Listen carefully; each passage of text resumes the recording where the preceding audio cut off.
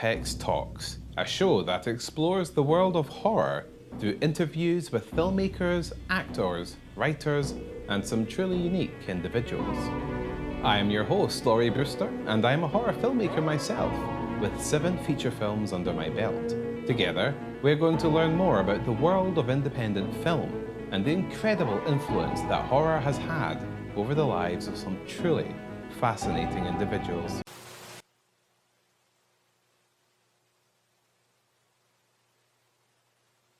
Hello there, I am delighted to be joined today by Nicholas Vince, a fantastic horror artist who has featured in many films such as Nightbreed and Hellraiser, who is known for his close collaborations with Clive Barker and is an accomplished actor, artist, and writer in the horror genre. And today we're going to be discussing the impact Clive Barker has had in transforming the horror genre. And of course, there's not so many people that know Clive Barker as intimately as yourself, Nicholas Vince. I suppose that's true. But having said that, I mean, Clive's worked with an awful lot of people. I think the great thing about Clive is that he has managed to stay friends with so many people from his very early days. I'm thinking, particularly of Doug Bradley. Clive was at school, in a high school, with Doug Bradley up in Liverpool, and they're still very close friends. And I know they're wanting to collaborate together again. And I think one of the great things about Clive is that he's incredibly loyal to his friends. So yeah, I feel incredibly honoured to be a close friend of Clive's, and very fortunate as well. It's quite a remarkable thing as well for someone to be successful in the film industry as Clive was, and be nice to those that helped you along the way. Yeah. Normally, we're supposed to do the opposite, Yeah, no, I think this is the thing about Clive's always been very, very genuine. And Clive's always been very interested in people. I remember doing signings with Clive of his books back in the late 80s and early 90s in London when he was living over here. And literally every time anyone walked up to the table to get their book signed, they also got not just a signing, he would draw them a picture, and whilst he was drawing in their book, he would have a conversation with them, and he'd find out about them. And, Clive is just genuinely very interested in people, and, they fascinate him. So I think that's part of the strength. I think that's where that genuinely comes from. And as you say, it's very unusual. There are people like myself, Barbie Wilde, Doug Bradley, Simon Bamford, the Cenobites from the first couple of Hellraiser movies have actually managed to maintain friendships over this length of time just because we have the opportunity to meet every so often. It's a remarkable thing that Clive Barker has inspired that kind of community that is loyal to him and have developed friendships that have remained loyal over the years as well. And do you think that could be something with Clive that came about from his earliest creative endeavors, such as the theatre group? Let's see, he had a theatre group in the perhaps in the perhaps it was called the Dog Company. And we should note as well that Clive was born in 1952, so he's about 68 now. So he would have been developing these creative groups in the 1970s then. Yes, yeah. I mean, as a teenager, I think, as I say, Doug Bradley remembers talking about him first seeing Clive where he was advertising a show in the high school and becoming very aware of him. And I think you're absolutely right, because Doug Bradley and a whole load of guys from Liverpool came down with Clive to London, and they worked in the Dog Company in London.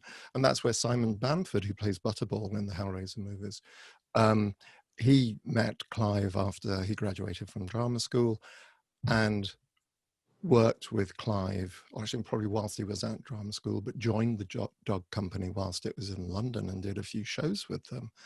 And then got to do the films and so on, and it's like, you know, like the rest of us. So I think, and you know, it wasn't just over that long period of time. When we did the 3 films, Clive worked with the same director of photography, Robin Vigeon, on Hellraiser 1, Hellraiser 2, Nightbreed, and so on. An interesting thing, though, that having come from a theatre background and developing his base of collaborators, such as, for example, well, like Simon Bamford, for example, and the writer of the Hellraiser films, whose name is Peter, Atkins. Yes, Pete Atkins. That's right. I myself came from a theatre background as well before getting into film, and there's a unique kind of artist lovey mentality, which I think is a good thing coming into film, because it often makes for a kind of ambitious artistic idea of what you hope to achieve in film, whereas a lot of guys that come from just a film background are often quite technical and nerdy about their shots and the films they like, whereas in theatre your mind is a lot more open to the kind of, in my opinion, creative possibilities. I think that's very astute. I think that's very astute. I think there's 2 things there as well. I think in terms of building a company, a theatre company, this kind of came up recently in conversation with somebody, is that basically when you're in theatre, you get to rehearse, used to be on average 6 weeks. So you got to work with people over a long extended period, whereas if, speaking purely as an actor, and then you might go out on tour, or you might do a long run together, and you could literally spend a year working with somebody. But at that time, though, Clive wasn't producing, at least if I understand it correctly, and I'm sure I won't, but he wasn't producing horror plays or theatre. They were avant-garde, they were experimental. They would have had, I suppose, macabre and surreal elements, perhaps. Well, I don't know. I mean, one of them's called Frankenstein in Love, which involves a skinned man. I guess that, yeah. I remember Oliver Parker, who plays one of the moving men in Hellraiser, is another part of the dog company. I remember Oliver basically having his skin peeled from him. I can't quite remember how it all worked. But having said that, of course, the other thing that he was doing was The Secret Life of Cartoons, which, you know, imagines this guy lying in bed and all the characters that he's voiced coming to life. And so, yeah, no, I think, I think Clive's always been interested in horror, from what I understand. You're right. I mean, you only have to look at the Books of Blood. So when I first met Clive, he was working on the Books of Blood. I guess the interesting point, you know, when we think of how Clive Barker has transformed the horror genre, or whether he has, some people would dispute that. I wouldn't agree with that myself, though. I think he did. But it would be interesting to note that the genesis of the transformation that would take place in horror cinema through his influences had their roots in theatre, but also, you're talking about cartoons, and we know that he is an artist as well. You know, he loves to draw and design. That it is a world apart from the type of horror filmmaker that would take influence from other horror films. In other words, there are some that are like, their root of inspiration is from cinema, and then they make their own films because they're inspired by films they've seen before. Sure. But it's interesting that Clive Barker's inspirations seem to come from an eclectic mix, and they've manifested in so many mediums as well, from theatre to artwork and then literature. Also, during this time, with the theatre group, he has said in interviews that he financially struggled. He had to sometimes effectively become an escort to pay his bills and do these things. These are the remarkable challenges that artists have always faced. And for him to be so courageous and open about the kind of intimate experiences he has carried out in order to fund himself and in order to live, but will also have contributed to his wealth of experience, life experience, that itself will have inspired his art as well.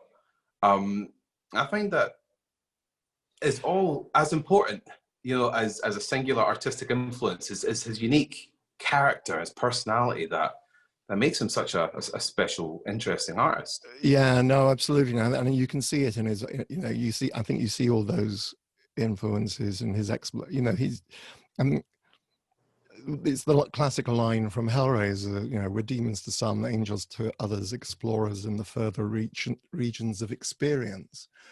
I think Clive has got a very curious mind. I remember, the thing is, whenever you're talking with Clive, you have to bring your A game. I was with him in Las Vegas last year when I was presenting my one-man show. And obviously, my one-man show, I Am Monsters, is about my experience of horror, but obviously predominantly about working with Clive. And, Clive is a huge part of that show. And this is the first time he got to see it. And we were talking, and we were traveling on the van on the way back to the airport, and we were chatting, and he was very complimentary about the show, and he asked me why I hadn't done this, and he thought we could have done, et cetera, et cetera. And then suddenly we started talking about abortion. And it's like, okay, so Nick, what is your view of abortion? I said, well, okay, well, as a gay man, I don't know if I should really got the, yeah, but Nick, there's a moral, And suddenly we were off on one of Clive's fascinating conversations about the human experience, basically. And I think you're absolutely right. He's been very honest, and obviously that's taken years, because it only came out recently, because obviously we're talking about a gay man in the public eye during the AIDS crisis, during, amongst a lot of homophobia. So that was a very different, experience back in those days. Would Clive be somebody then that I can be a little bit like this sometimes, where I might feel far more comfortable with very serious conversations than small talk, and so you could quite casually enter an extremely topical point, and then have an intense conversation. Oh yeah, no, absolutely. Clive, I remember Clive saying that he's not about being amused, he's about being interested. It's like every moment counts as far as Clive is concerned. Everything has to be really interesting to keep that mind alive and interested and going and inspired.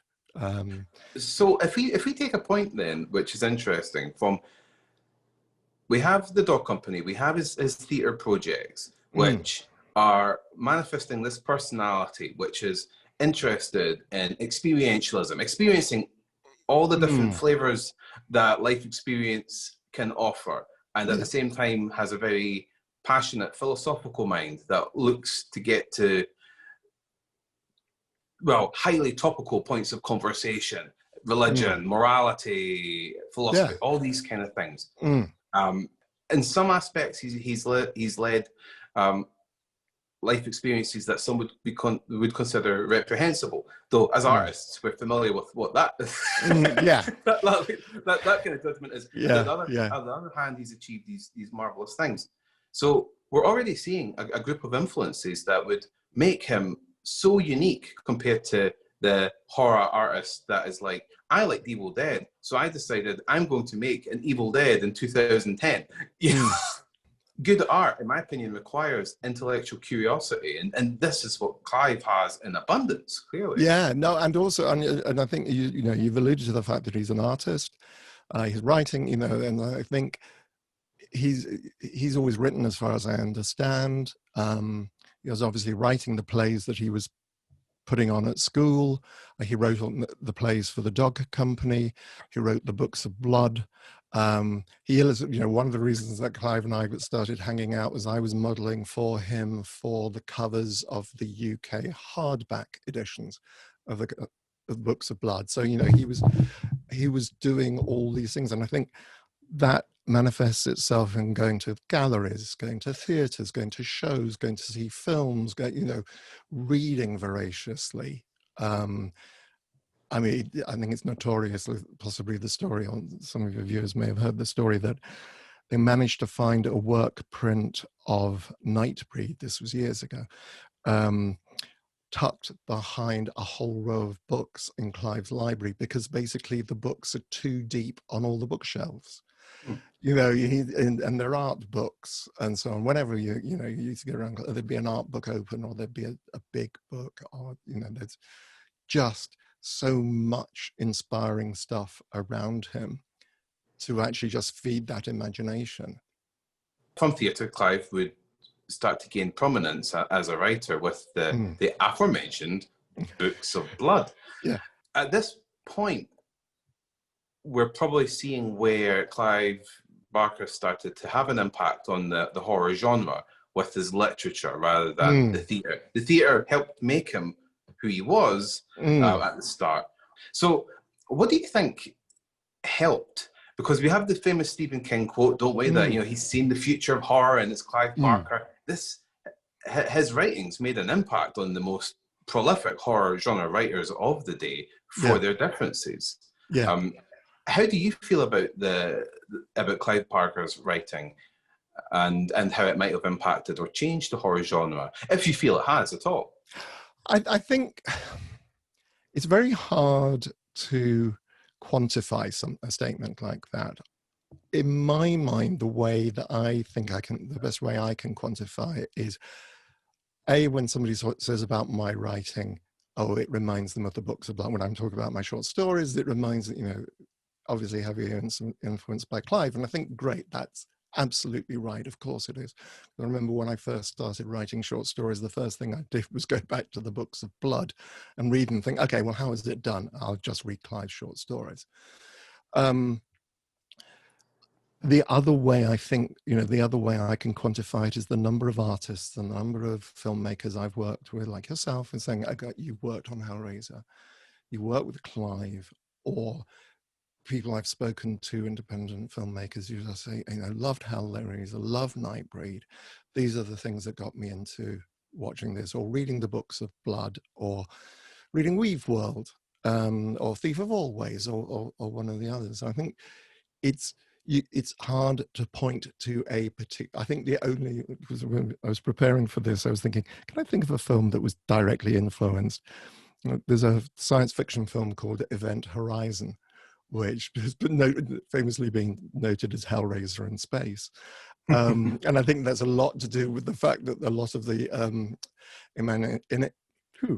image animation crew who worked on Hellraiser, Nightbreed, etc., went on to do the special makeup and set effects on visual effects on Event Horizon. But it's very much in that real. If we go back to the literature for a second, you had met Clive Barker during the time of his publications, is that right? Yeah. So do you have any sense of how he reacted to the way his books were being received by critics or just by readers?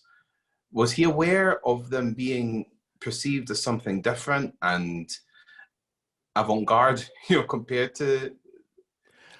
I don't. It's really weird, isn't it? Because I guess I didn't read many reviews. I don't remember him talking about it. There was obviously a very definite change of circumstances. He moved to bigger.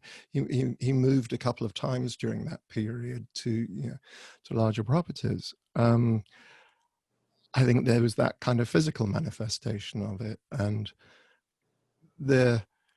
which is just wonderful to watch. To watch your friend being, obviously very successful. And then being interviewed on Jonathan Ross TV program and so on. So he wasn't somebody, for example, if you were sitting having your coffee, he would burst through and say, "Have you seen USA Today?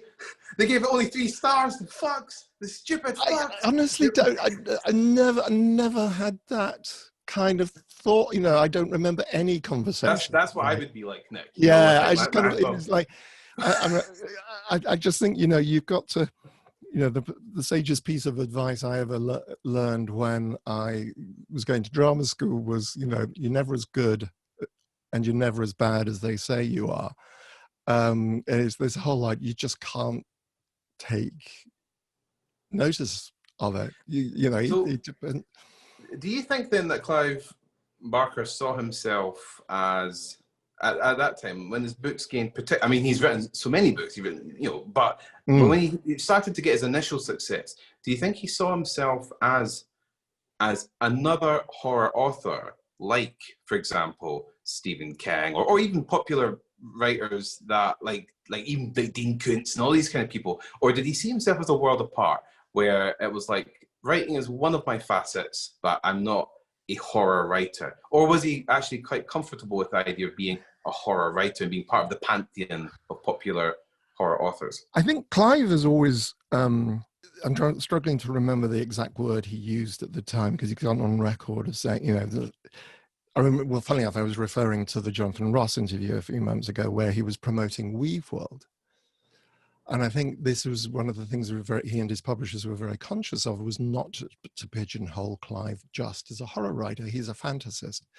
If you look at Weave World, it's an extraordinary imagining of the world. And obviously we know he's gone on to do Abarat, and Clive deals with fantasy. Horror is an aspect, that darkness is there.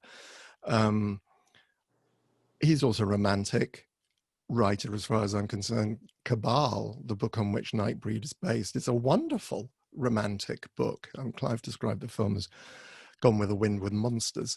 It's a big, epic landscape. So I think Clive's always been conscious not to be pigeonholed, because that can be, and it's interesting, isn't it? We think of Stephen King, horror author. Richard Bachman, thriller writer. It's the same person. Yes. But in order to kind of reach a new audience, you have to transform. So can I ask you then, do you think then that when critics and when so many fans talked about Clive Barker's stories as representing a new era of horror, and we're kind of seeing something or perceiving a transformation in the genre, you don't think then that Clive ever assumed a kind of iconoclastic perspective, that he was challenging the what horror was and was going to change it? Or do you feel like he was completely divorced from that idea of comparison? He was doing his own thing, and regardless of what other people perceived and thought or labeled it or called it? I couldn't honestly tell you one way or the other, except to say that I think Clive was telling the story that he had to tell. I think you talk to writers, filmmakers, they make the film that they have to make, or they deeply desire to make, is what I was saying.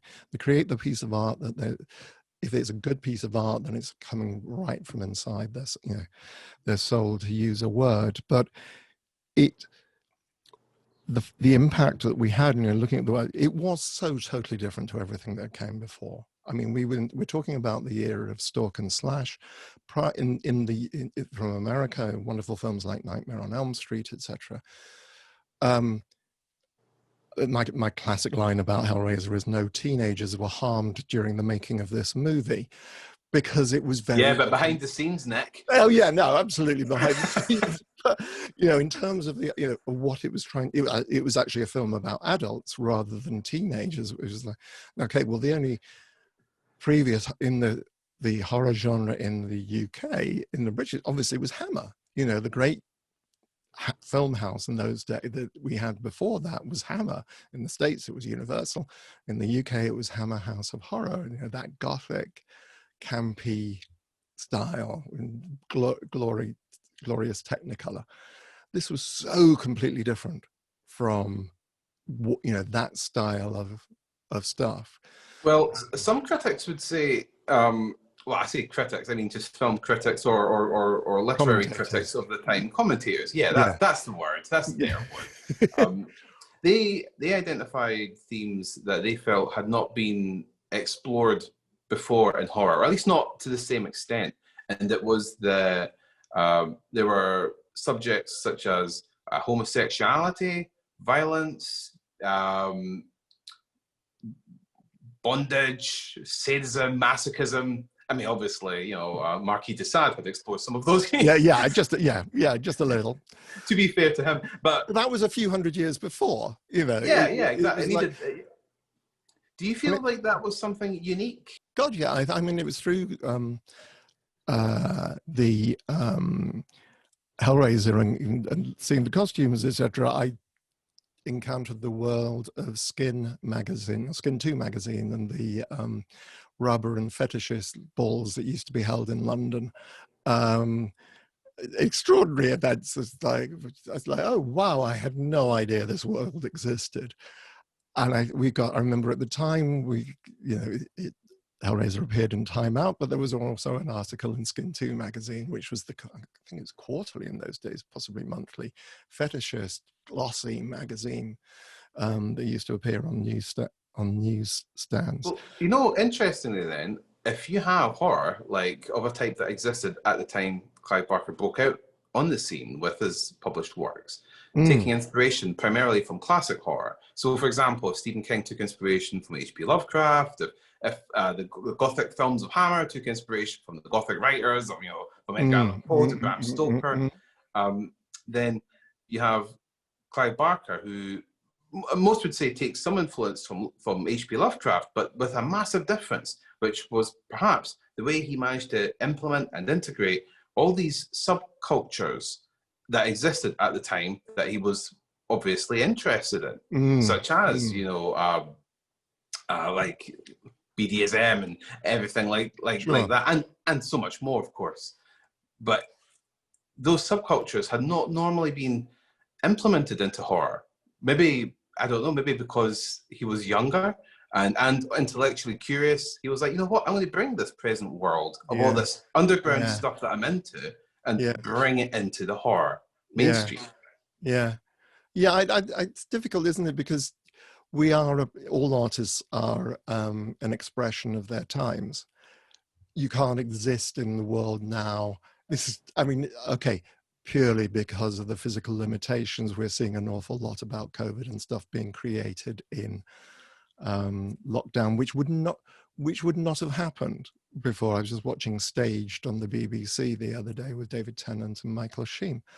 The first series I think is particularly brilliant, and the second is a slightly more uncomfortable, but has a really interesting thing. We are always a product of our times. We can't be, and therefore we must be a product of our influences and so on. I think the vital spark of imagination in any creator, any artist, writer, filmmaker, etc., is their personal experience of that and their view of it. I think, remember that you and I can watch the same film, read the same book, and take away something completely different from it, purely based on our experience, because different parts of it are going to resonate differently. I mean, Clive grew up in a very turbulent time in terms of, for example, the way that his choice of lifestyle and things he couldn't choose, his sexual orientation and things like that were treated by society. But also there was punk and all these kind of movements roughly, coalescing around the time that he was being creative as well, which was looking to challenge the institutions and the idea of the established society of the time with something different. But I mean, I guess perhaps that was the context of where he lived and his headspace as well, made him a bit of a rebel. I think so, yeah. And I think, and again, you can't really unpick. And I think there's something slightly destructive if you do get too close to it. I remember I was rubbish at school. I was just rubbish. I loved English, but I hated English literature because the way you're encouraged to unpick literature, to me, kind of destroyed the magic of it. I think, as I got older, I think actually perhaps what they were trying to say was trying to understand the influences and styles and so on. But to me, it always felt like there's a wonderful play by the poet Dylan Thomas called The Doctor and the Devils, which is all about the resurrectionists in Edinburgh. And the line I remember is basically the idea that this surgeon is wanting to cut up these bodies because he wants to be able to find the human soul on the tip of his scalpel. And it's that kind of, I think we always have to be careful that if you manage to unpick completely nothing and say, okay, that's how this is how this person was created, this is why he did this. I think it's interesting, I think it's a very valid thing to do, but I think you have to be aware that because we're individuals, and then just the amazing spark of a person's single creator's imagination. You like to maintain a sense of mystery then about Clive Barker's psyche?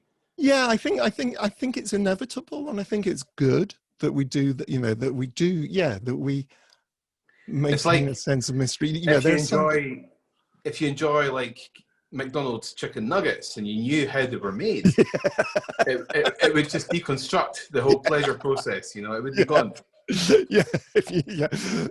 So let's fast forward a little bit then, onto the film breakthroughs, because you have the books which are being successful, but that's in the medium of literature. Of course, back then in the 1980s, people still read, so that was important, and it made it count for more than it would now.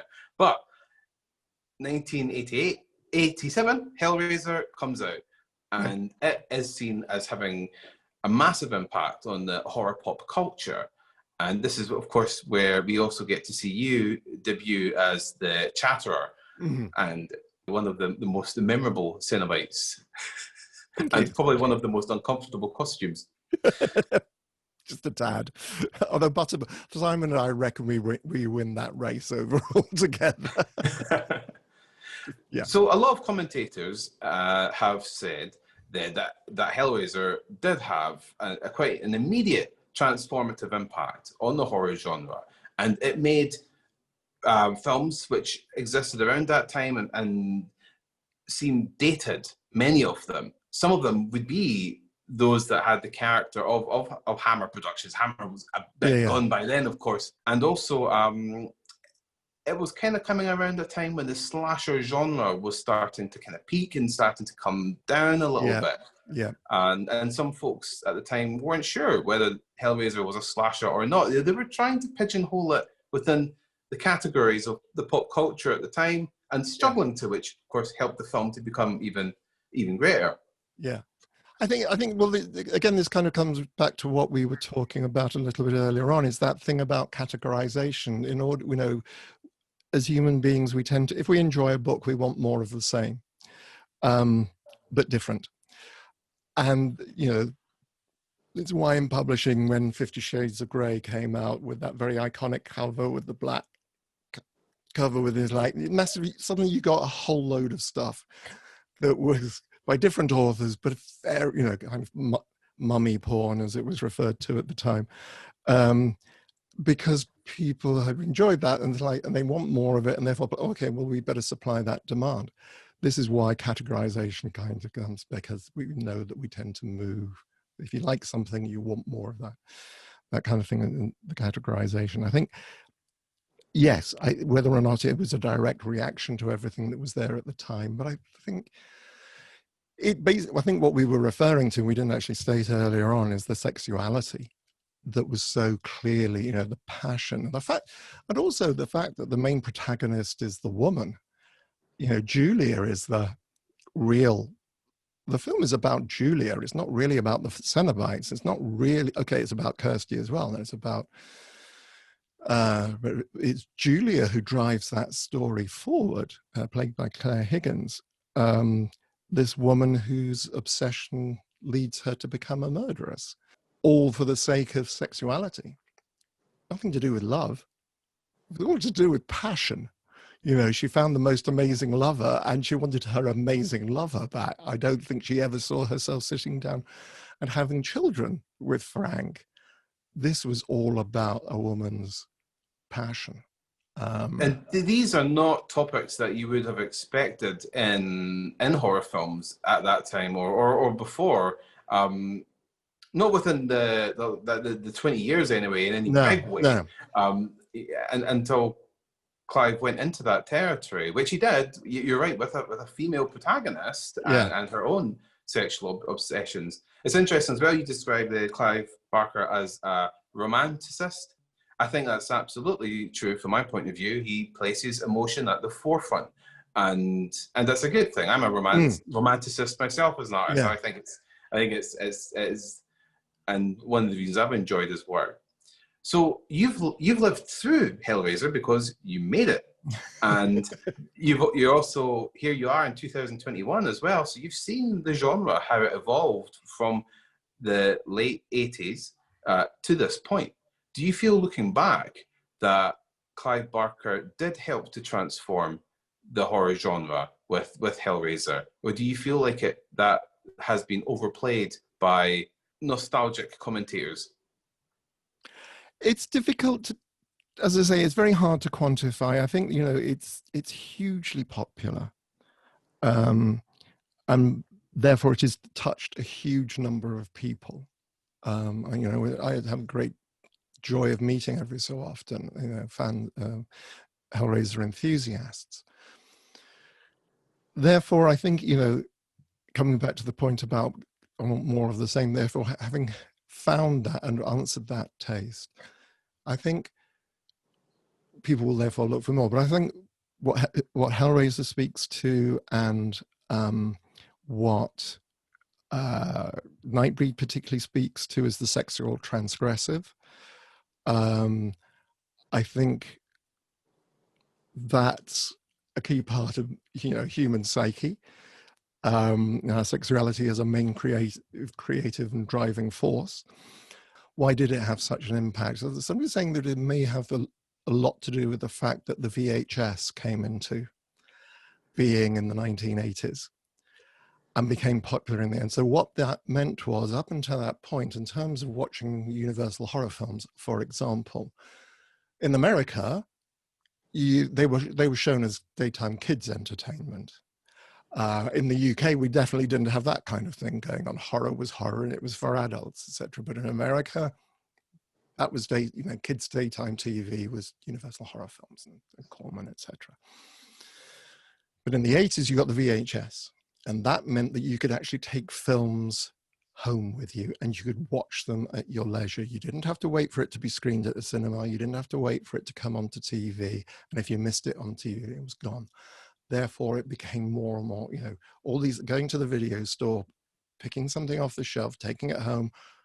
That experience meant that art got cemented more firmly into people's lives. That's an interesting point then, because if VHS at that time was still a relatively emergent technology, so people were still in a broad sense getting used to what it was and how it would affect their engaging with creative works at home in an intimate way. But then they also get a film which is explicit and extremely intimate and powerful, and then watching it in an intimate context on VHS, then that could create a much more charged reaction than anything, like even more than watching it in a cinema, but with hundreds of people. Just in your little room. No, absolutely. Yes. Sorry, the word onanism suddenly sprang to mind. I don't know why. My cousin Michael, you know, you're thinking of that. No, I was actually physically thinking about the person who told me once that they, enjoyed themselves very heartily to the Cenobites. And I thought, oh, wow, thank you for sharing. The chatter I think you're absolutely right. In Thailand, I mean, there is something, and it also means that, you know, you didn't have to go out with a group of mates to the cinema to watch that. So I think that is why possibly some of those films of that era have become so popular. And it's not just horror films as well, you know, Ferris Bueller's Day Off or whatever, you know, let's put on, you know, this is a family thing to do, to sit down, or this is the thing that you do over the sleepover party. So we have commentators then at the time, they react to Hellraiser in a big way, and especially more as time went on. You know, it had a kind of powerful rippling effect that allowed it to kind of grow in gravitas, as it were.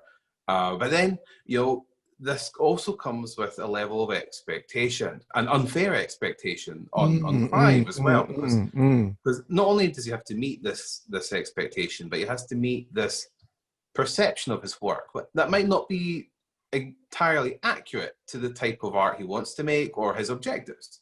You know, if people see, oh, it's about these sexual themes, so everything's got to be about sexual themes, whereas that might have only been a facet of what Clive was exploring. You get to Nightbreed. Now, Nightbreed is another amazing film which features you playing the moon-headed Kinski.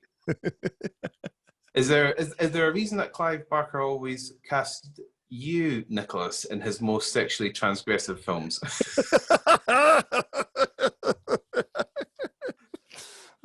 I'll plead the Fifth Amendment on that.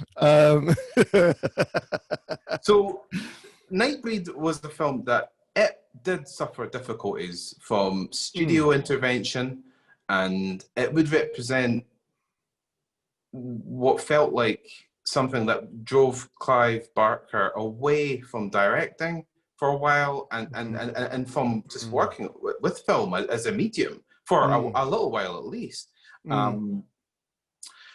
It was received with, I guess you could say, mixed response, which I'm used to for my films. So I know the feeling well, Clive, don't worry. But a lot of that must also have been driven by misconceptions, a desire for it to be something that it wasn't, and obviously the effects of the studio intervention as well, which would have undermined the creative vision that Clive Barker had. In the context of how Clive might have transformed the horror genre, do you feel that Nightbreed was a missed opportunity to build on that transformation, that subversive influence, or do you feel it still had a power over the genre? Again, talking to people, I know a lot of gay people have come up to me at conventions and said, just wanted to say Nightbreed was the film that helped me understand it's okay to be monstrous. It's okay to be different. So in terms of the effect, I think it is at a very personal level. I don't think there's been a film or anyone that's attempted to do a film anything like Nightbreed since, because obviously it was not a financial success. Therefore, I think, you know, that is something, and as you say, because I think what Morgan Creek, the producers, wanted was another Hellraiser. You know, what they were expecting was something more to do with gore and so on. And on the face of it, you know, Cabal is about, as I say, it's a romantic film. It's the story about a woman who will do anything for the love of her life, who happens to be a monster, and again in a transgressive role. I know it's a tough one, because there is so much involved with Nightbreed in terms of personally, you know, the effect that it had on the creators, and it drove Clive away from filmmaking until the last. I mean, Nick, would it be fair to say then that the experience kind of broke Clive Barker's heart a little bit, and did it break your heart a little bit as well? Yeah, I guess. Yes, it did. I mean, I remember, it was after I'd done Nightbreed, and I remember actually having done Nightbreed, and I remember there was a moment at the world premiere in Leicester Square when I was doing the red carpet. Literally the first time, possibly the only time in my life, I've literally done a proper red carpet. You know, walking into the cinema with people either side asking for your autographs and the cameras going off. I think it was the only time I've ever done that. And just thinking, oh, wow, I'm realizing at the time, okay, this is not what I expected it to be. And I kind of find this all very hollow. This is weird and it's strange. Actually, I'm going to start taking up writing. And then I gave up acting at that point. And within a year, I was just writing for Marvel and writing comics. All on the back of the Hellraiser and Nightbreed comics. And this kind of thing was similar to the impact Clive Barker had as well. He retreated to other creative disciplines where he could maintain more control. Yeah, absolutely. Well, yes. Funny enough, I was talking to Tom Holland, the director, the other day. He was saying he's writing at the moment, but he's not writing a film. He's writing a book, because you have the ultimate, you know, it's between you and the editor, but then again, you know, it's an intensely solitary process. Whereas filmmaking is a very collaborative process and it's very exciting. Can I ask what your thoughts are then on Lord of Illusions with Scott Bakula? I've always had a slight crush on Scott Bakula, really. Saving the Day and Quantum Leap, you know, that was important. Like him in Star Trek Enterprise. Yeah. The TV. So I've been watching him recently on that. Yes, fun that. Lord of Illusions didn't come across as a film that was seeking to change or transform anything, which isn't in any way an indictment on the creativity of Clive Barker, because, you know, it is made with a clear love of horror storytelling, and to be honest, I quite enjoy it for what it is. But did it impact, do you feel, the horror genre in any significant way, or did it impact even Clive Barker in any significant way? Did he feel it was spiritually fulfilling for him to have done that film and accomplished it, or did it help to entrench his retreat from film? I don't think I could comment, because at that stage, I mean, Clive had moved across to the States, so I was obviously in a lot less contact with him. What I was thinking is that actually where his work, the Books of Blood, is obviously Last Illusion is based on one of the short stories of the Books of Blood. And funnily enough, I think that's where you really do see his impact on the world of horror. Thinking not just of the recent Hulu TV series based on the Books of Blood, but there's Candyman, based on the Forbidden. Forbidden? Yes. There's Candyman, there's a Midnight Meat Train, which are big, highly successful, you know, with big name casts. Which isn't to be confused with my cousin Michael's cell phone video called The Midnight Meat Train. That's that's a whole other film you don't want to appear in. That's too sexually transgressive, even for you, Nicholas. Oh, right. I really do feel we should bring Michael on to defend himself from all these scurrilous things he's saying. We'll cut to a picture of him so that the audience can discern everything they need to. Holding up that little, you know, placard in there with the, you know, with the criminal number and the arrest. Yeah. Sorry, Michael. So I suppose then when we talk about the whether Clive Barker helped to transform the horror genre, which of course we are inclined to say yes, we're biased towards that, but I think it's fairly self-evident. That greatest influence has come probably then from his literary work, and from his own films to other filmmakers like Bernard Rose when he directed Candyman, and continues to this day, because we have I think the television series for Hellraiser in development.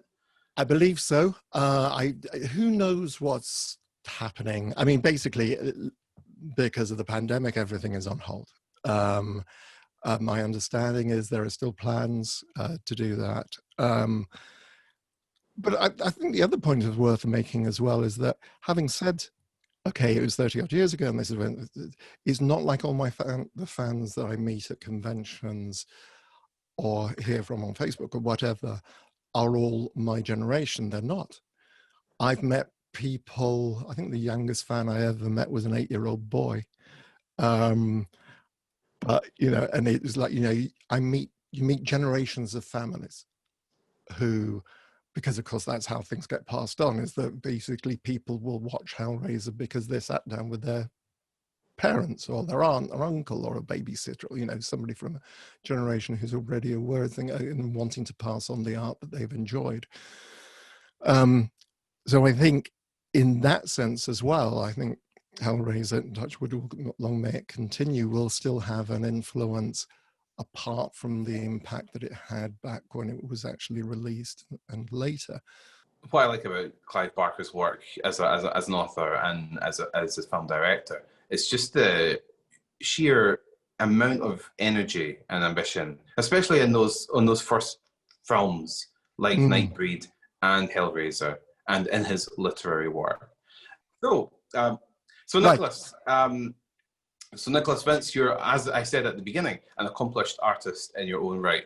And whilst your close collaboration with Clive Barker has shaped and inspired your creativity, you are, as an artist yourself, armed with a host of your very own personal and idiosyncratic inspirations. Please give us an idea of the work that you're doing at the moment, and how we can get involved with experiencing and enjoying all the cool stuff you're coming up with. Okay, right. Well, the major thing that's going on at the moment, which has kind of taken over my life since kind of like September, October last year, which has put all the other things that I promised at the beginning of the year on hold, but I'm now beginning to get back to, and that is a thing called The Chattering Hour with Nicholas Vince, which is a YouTube show that's produced by my friend and manager, Chris Rowe, who's based in Los Angeles.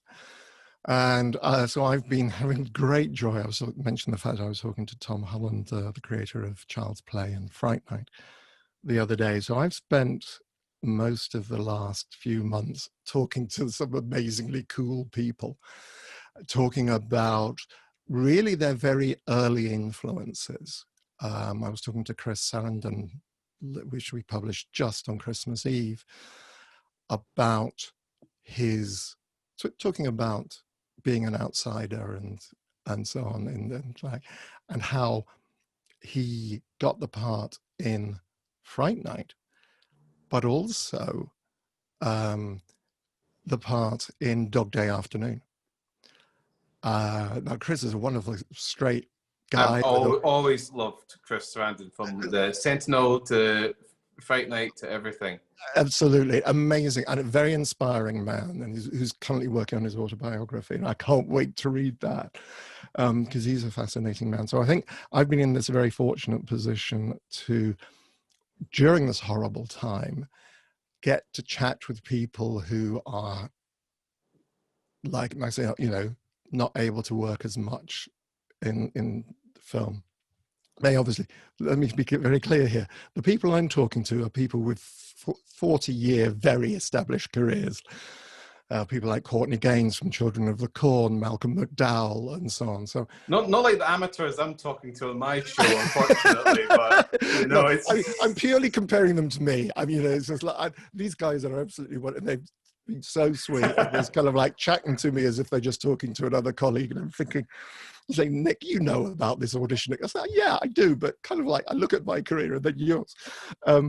So the show is called The Chattering Hour. The Chattering Hour. If you go to thechatteringhour.com, you'll find links. You'll see all the 15 shows, 16 as of today. We're recording this. And this show, is it a podcast? It's both a podcast and a YouTube show. So you can watch it on YouTube. You can listen to it on Spotify. I think there's 8 different platforms that you can watch. You know, your favorite podcast platform, you'll be able to watch or listen to. And I think one of the things, I got a lovely note from a filmmaker in Ireland the other day, a guy called Stephen, saying just how inspiring he's found it. Because I think one of the great things is that I'm talking to creators and filmmakers, mostly actors, but I've spoken to 2 directors and writers. Stephen C. Miller is a great action film director. These are people who are going through what we've all been going through in the last year as creators, and they're bringing a lot of insight as to how they're, you know, how a lot of great stories about how some very iconic films were made, but also we're talking about, without actually specifically doing it, talking about what's going on in the world and what they're working on at the moment, and basically how they're dealing with this situation. So I think that sounds fantastic. That sounds absolutely fantastic, and we'll have links appearing right now magically on the video, so people can enjoy your show. But you're not just, of course, an actor and a show host as well, but you're an accomplished writer as well. You've written your own short stories. Yeah. So I've got the 3rd volume, which, as I say, was supposed to come out at the end of last year, but suddenly Chattering Hour just grew and grew, because, as I was saying earlier on, I did 18 interviews in like 3 months, which is a lot. So that's what I'm going back to. I've also got my the cartoons and the Hellraiser Chatterer art up on Redbubble, which again I was about to start promoting when I got involved in the Chattering Hour. So there are a few pieces in there at the moment, but there's definitely more to come. Once I'm through January, then hopefully I'll be able to get stuff done. But yeah, so there's that. But so the third volume of short stories, and you were talking about influences. It's really hard when I'm writing. I remember when it's not just Clive Barker. I was incredibly fortunate. I remember hanging out at Clive Barker's with Neil Gaiman and Pete Atkins, who we were talking about. Literally just the four of us, hanging out in Clive's home in the West End. And I think I left around about 2 o'clock in the morning. And we were just talking and drinking and laughing and having fun and being silly and talking about create. And I just remember walking out and just saying, what the hell am I doing here with these great, because it's Neil Gaiman. And Pete Atkins is still writing and doing film stuff over in Los Angeles and so on. Just being around these extraordinary guys. And you just think, whenever I sit down to write and think, well, I'm never going to be Clive. I'm not, how can it? And I think the piece that the important lesson I learned from a friend of mine is that Clive doesn't want me to write like Clive. Clive wants me to write like Nick. And Clive has constantly encouraged me. In fact, I got a note the other day saying, when are you going to start writing again? Like, some critics have described your writing as something akin to an erotic Enid Blyton.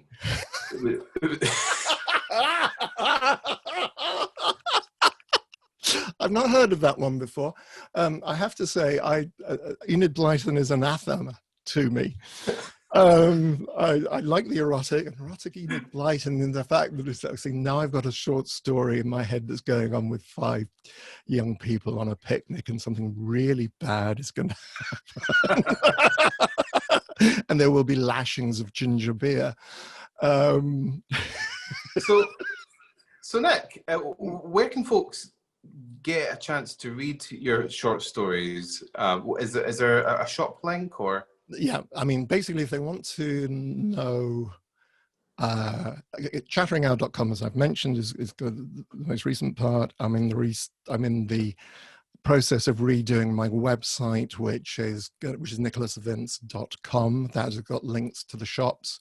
And that'll have links to where you can buy the book. Well, if you really want to spend money on signed photographs, etc., that you can do through my shop at nicholasvince.com. If you want to get the book, just go to the books. The 2 books so far are What Monsters Do and Other People's Darkness. They're both available on Amazon, paperback, Kindle, etc. But one of the stories in the first one did make a reader scream so loudly her flatmate fell off the sofa in shock. Oh, is that bit? Yes, I know the line that did it. You've obviously been impacted by COVID in terms of performance, because you are an actor as well. And you did have a theatre production. Yes. Talking with Monsters, is that right? Talking to Monsters? I am Monsters. I Am Monsters, that's right. As you see, I've done my research very carefully, scrupulously. No, it's good. It's a good title. I like that one. Talking with Monsters. If not, I might use that as a. No, I'm not going to use that for the name of the. I've got the title for the next book. Will that come back at all, Nick? Well, this was the huge disappointment of this year. So the idea was that I was going to be, because the idea was that we were going to, having done the performance in Las Vegas, where I did it at a film convention, because when I originally did the show, I did it on stage in a theater with lighting and sound effects and so on. And I wanted to take it into a space which was literally just a room with me and an audience. There was some setting, there was some easels on stage. And I wanted it, and I proved to myself that, yes, I could do that. So the plan was to go to the horror conventions and film conventions. And so kind of like a different way of doing a Q&A. Is there a particular project that you're most looking forward to in 2021? Once you've got your vaccine and you're running out into the front garden, Happy. Happy, skipping down the street, doing the Morecambe and Wise thing. Yeah, there are things which are nicely bubbling under the surface, which people have spoken to me about, but they are so far ahead, they haven't even got as far as slapping me with an NDA. So I can't even begin to speak about theirs. You know, I know there are amazing things in the future, which who knows what's going to be happening next. But yeah, they're, you know, nothing definite. There's lots of definite maybes, but I don't even think about them because they're just too exciting. Yeah. The worst outcome is if you're having to perform your theatre show in some kind of dystopian refugee camp. You know, 2021's just gone terrible. We're just all dressed in bin liners listening to you by candlelight. Yeah, hopefully not. I think I'm feeling more, you know, I think I'm feeling more optimistic that, you know, spring's just around the corner. That, you know, we'll be able to go, it'll be, you know, there may be a lot of snow between now and then, but as the Buddhists say, winter always turns to spring. You know, doesn't matter how far, there will be sunshine. We will get to see each other again. We will, you know, things will be very different, but it will happen. All right, well, I want to thank my wonderful guest, Nicholas Vince, for appearing on Hex Talks. And we've talked a lot about the contribution and transformation that Clive Barker brought to the horror genre, but it would be amiss of me not to say that you have as well. And thank you so much for your own creative efforts and for the time you've given us today. Thanks. Well, thank you very much indeed, Laura. And right back at you, sir. You're doing an amazing thing for British independent film. I'm very conscious of that. So I'm looking forward to the day we can start working together again, because that will be fun. Absolutely, yes, that day will come, and probably in 2021 as well. So that's another thing to not look forward to. I'm getting excited now. All right, then, mate, I will leave you. Be sure to hit subscribe and the bell notification icon so you don't miss any of our future videos. Also, if you would like to support our channel and help us make more content, then check out the Patreon link in the video description below. Thank you and goodbye.